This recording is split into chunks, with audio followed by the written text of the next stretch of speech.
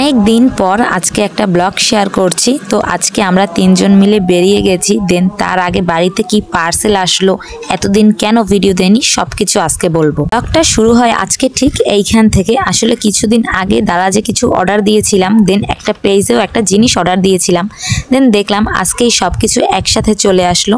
তো আমি তাড়াতাড়ি ফোন পাওয়ার সাথে সাথে কিন্তু চলে আসছি। আর আজকে রাজ ছিল, যে কারণে রাজও আমাকে ভিডিও করে দিচ্ছিল। তোমাদেরকে তো অবশ্যই দেখাবো যে কি কি পার্সেল আজকে এসেছে আর কার কার জন্য আমি অর্ডার দিয়েছি। দুঃখজনক কথা কিন্তু একটাই, যে এইখানে আমার জন্য কিচ্ছু ছিল না। তো দেখো, এই যে মোট 3টা পার্সেল, 2টা দারাজ থেকে আর একটা পেজ থেকে, যে পেজের নাম এসকে ব্র্যান্ড। তো এর আগেও কিন্তু এই পেজ থেকে আমি অনেক কিছু অর্ডার করে দেখেছিলাম, দেন ভালো। তো আজকে এইখান থেকে যেটা অর্ডার করেছি আসলে সেটা একজনের জন্য আমি এনেছি, তাই এটা তোমাদেরকে আনবক্সিং করে দেখাবো না। বাট এই দারাজ থেকে যে দুটো অর্ডার করেছি সেই দুটোকে দেখাবো। তো এই দুটো কিন্তু সম্পূর্ণই রাজ দুটো টি শার্ট অর্ডার দিয়েছে। তো আমার মনে হয়েছে যে কাপড় কোয়ালিটি একদমই ভালো না। তাও আবার দেখো রাজ এগুলো কি প্রিন্ট করা অর্ডার দিয়েছে, যে কাল থেকে ভদ্র হব। আর একটা ছিল যে একা বেঁচে থাকতে শেখো, এই রকমের বিভিন্ন ধরনের। এই দুটো ছিল রাজের, তাই রাজ যেহেতু ঘরে ছিল না, তারপর আমি তাড়াতাড়ি ভাবলাম যে আনবক্সিং করে দেখি কেমন হয়েছে। কিন্তু কালোটার থেকে মনে হয়েছে অ্যাশ কালার গেঞ্জিটার কাপড় কোয়ালিটি একটু ভালো। তো যাই হোক, যেহেতু এইখানে আমার কিচ্ছু নেই, তাই আমি জাস্ট তোমাদেরকে দেখালাম। আর যেটা বললাম যে এসকে পেজ থেকে যেটা এনেছি সেটা দেখাবো না, কারণ এটা একজনের জন্য এনেছি। যদি দেখিয়ে দিই তাহলে কিন্তু সেও ব্লগটা দেখে বুঝে যাবে।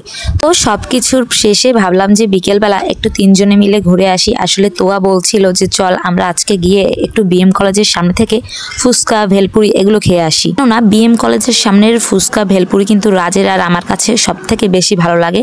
সেই কথা মতন বিকেলবেলা বেরিয়ে পড়লাম আমি, রাজ আর তোয়া। একটা রিক্সা নিয়ে সোজা আমরা চলে যাচ্ছি বিএম কলেজের সামনে। কিন্তু ওইখানে গিয়ে যে এইরকমের একটা কাহিনী হবে তা আমরা কখনোই ভাবতে পারিনি। কাহিনীটা কি সেটা একটু পরেই বলছি, তার আগে বলি দেখো আমরা কত হাসি খুশি ভাবে যাচ্ছিলাম।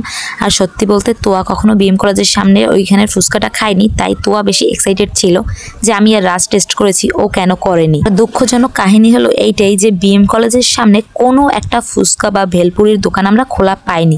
আজকে সোমবার ছিল, বাট সোমবার আমরা জানি যে নতুন বাজার বন্ধ থাকে, কিন্তু বিএম কলেজের সামনে এরকমটা কেন হলো তা আমরা ঠিক জানি না।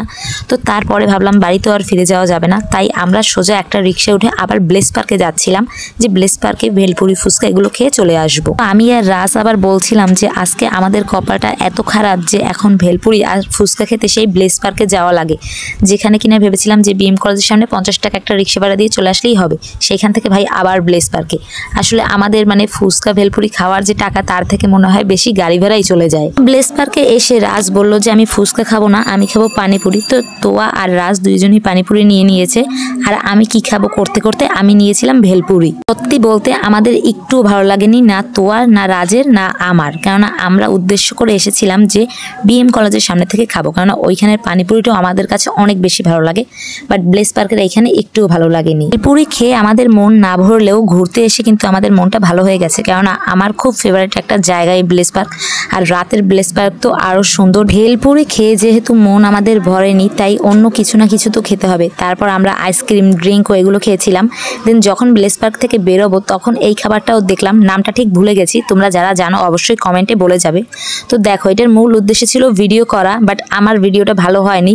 দেখলাম তোয়া মুখ থেকে অনেক সুন্দর ধোয়া বের করছে, বাট ওরটাই কিন্তু বেস্ট হয়েছে। আর আমাদের ব্লেস পার্কে খাওয়া দাওয়া শেষে আমরা বাড়িতে চলে এসেছি। দেন দেখো রুষা যেহেতু আমাদের ছোট বোন, তাই ওর জন্য কিছু না আনলে তো ওর মন খারাপ থাকবে, তাই ওর জন্য আমরা ভেলপুরি নিয়ে এসেছি। আর ওকে বলছিলাম যে এটা তোমার জন্য না, আমরা খাওয়ার জন্য এনেছি। তো ভালো মতনই বুঝেছে যে এটা ওর ছিল। এদিকে আবার রাজ একটা পেস্ট্রি কেক এনেছে, সেইটাকে আবার বক্সে করে ফ্রিজে রেখে দিচ্ছিল যে এখন কাউকেই খেতে দেবে না। আর আমরা যে একা একা খাবো এমনটা না, যেহেতু ভেবেছিলাম যে রুষাকে নিয়ে আসিনি, আর রুষা খুবই ছোট, তাই রুষাকে আমি আবার সব রেডি করে দিচ্ছিলাম। রাজ আবার আমার কানে কানে এসে বলছিল যে চল রুষার থেকেও খাই। জাস্ট এটা একটা মজাই ছিল, বাট আমরা কিন্তু কেউ ওর থেকে খাইনি, ও নিজেই খেয়েছে। আর ও যে খুশি হয়েছে এইটাই আমাদের কাছে খুশি। তো চলো আজকের মতন ভিডিওটা এই পর্যন্তই, আবার দেখা হবে নেক্সট ব্লগে।